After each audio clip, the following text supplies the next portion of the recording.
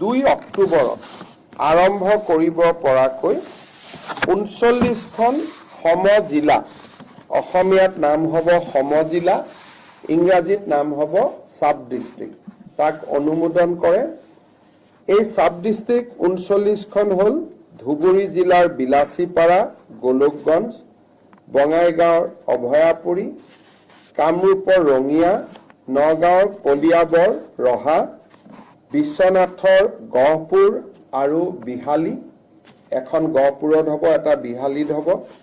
লখিমপুৰৰ ঢকুৱাখানা, ধেমাজিৰ জোনাই, তিনিচুকীয়াৰ মাৰ্ঘেৰিটা, শদিয়া, ডুমডুমা, শিৱসাগৰৰ নাজিৰা, ডিমৌ, যোৰহাটৰ তিতাবৰ, গোলাঘাটৰ বোকাখাট, সৰুপথাৰ, দেৰগাঁও,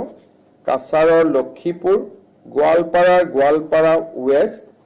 কামৰূপ মহানগৰৰ দিছপুৰ, ডিমৰীয়া, নিউ গুৱাহাটী, জালুকবাৰী, দৰঙৰ চিপাঝাৰ, দলগাঁও, মৰিগাঁও, জাগিৰোড, লাহৰীঘাট, হোজাই, লামডিং, শোণিতপুৰ জিলাৰ ঢেকিয়াজুলি, নদুৱাৰ, ডিব্ৰুগড়ৰ খোৱাং, দুলিয়াজান, টিংখং, নাহৰকটীয়া, চৰাইদেউৰ মাহমৰা, কৰিমগঞ্জৰ পাথাৰকান্দি, ৰামকৃষ্ণ নগৰ, এই কেইখনত আমাৰ সাব ডিস্ট্ৰিক্ট বা সমজিলা